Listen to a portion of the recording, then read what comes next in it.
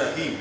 پھر اس کے بعد یہ چیز یہاں تک، اس کو آج یہاں تک کہ ہم سمجھیں گے کہ جو رب کی نعمتوں کی قدر کرتا ہے رب اس کو شان اور عظمت عطا فرماتا ہے، اور جو رب سے بغاوت کرتے ہیں پھر رب ان کے انجام بھی ہے بڑا سخت ہے، رب کا انتقام بڑا سخت ہے۔ تو ایک چیز تو یہ ہوگی، اور دوسرا جو آج کا ہمارا فقہ کے حوالے سے درس ہوگا، کیونکہ پچھلی دفعہ بھی یہ قرآن پاک کا سبق لمبا ہو گیا تھا، وہ رہ گیا تھا، وہ یہ ہے ہم نے میت کو کس طرح دفن کرنا ہے۔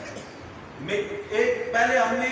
میت کے جنازے کے بارے میں پڑھا تھا، پھر میت کو دفن کرنے کے بارے میں پڑھا ہے۔ اب میت کو جب آپ دفن کرنے کے لیے اٹھاتے ہیں تو سب سے پہلے جو قبر کے قریب جگہ ہے، یہ بات سمجھنے والی ہے اور بچوں کو یہ چیز سیکھنی چاہیے کہ قبر کے قریب قبلہ کی طرف اس کو رکھنا چاہیے،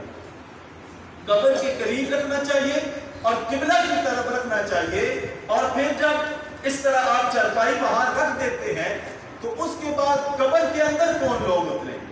یہ ضروری نہیں کہ اس کے رشتہ دار یا اس کی برادری، اگر مرد میت ہے تو جو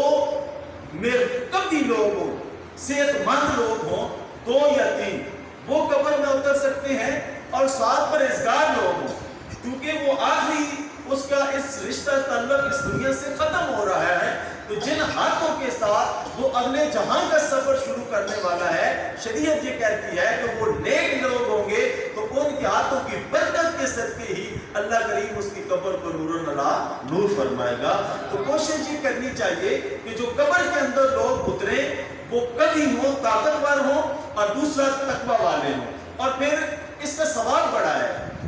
حضور علیہ السلام نے ارشاد فرمایا کہ جو میت کے ساتھ چلتا ہے اور دفن کرنے تک میت کے ساتھ رہتا ہے،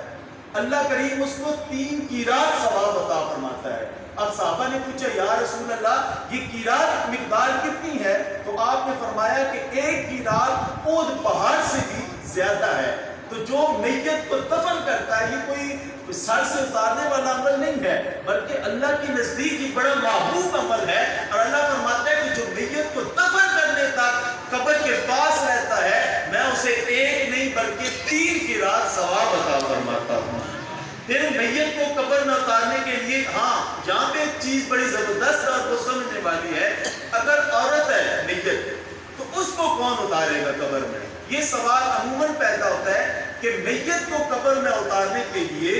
اس کے جو محارم رشتہ دار ہیں، مثال کے طور پر محارم کی میں آسان سی ڈیفینیشن آپ کو سمجھا دیتا ہوں، انشاءاللہ آپ کو نہیں بھولے گی، جن کے ساتھ عورت کا نکاح نہیں ہو سکتا، باپ، بیٹا، بھائی، یہ محرم ہے، ان کے ساتھ عورت کا نکاح نہیں ہو سکتا، یہ قبر میں اتریں گے۔ اگر کوئی ایسی عورت ہے کہ اس کا نہ باپ ہے، نہ بیٹا ہے، نہ بھائی ہے، اب یہ ہو سکتا ہے ذاتی طور پر، اس کے لیے کیا حکم ہے؟ اس کے لیے حکم یہ ہے کہ مسلمانوں کی جماعت کے اندر جو صاحب تقویٰ اور پرہیزگار لوگ ہوں گے اور بزرگ لوگ ہوں گے ان لوگوں کو قبر میں اتارا جائے۔ کوشش یہ کی جائے کہ پہلے محرم اترے، اس عورت کا بیٹا، اس کا باپ، اس کا بھائی اترے اور اس کو قبر میں اتارے۔ پھر اس کے پاس عورت کے لیے ایک اور بڑی احتیاط کرنے والی چیز ہے کہ عورت کو چارپائی رکھنے تک، چارپائی سے اتار کر قبر میں رکھنے تک، اور قبر کے اوپر جہاں ہم تختے رکھتے ہیں، جس طرح یہ پڑیاں وغیرہ جنہیں ہم کہتے ہیں، پڑیاں ہمارے علاقے میں پڑیاں ہیں، تو یہ پڑیاں رکھنے کے عمل تک اس عورت کے اوپر ایک بڑا کپڑا ہونا چاہیے۔ اگر کسی وجہ سے اس کا کفن ہٹ بھی جائے اس کی بے پردگی نہ ہو، کیونکہ اللہ کریم جو ہے وہ عورت کے مردہ جسم کی بھی اتنی قدر اور اتنی حرمت فرماتا ہے، تو اس لیے اس کو بڑے کپڑے میں رکھا جائے، جب تک کے اوپر ڈال لیے جائے، پڑیوں پر رکھ دی جائے، پھر اس چادر کو الگ کر لیا جائے۔ پھر قبر کے اندر اب کس طرح میت کو رکھنا چاہیے؟ تو اس کے لیے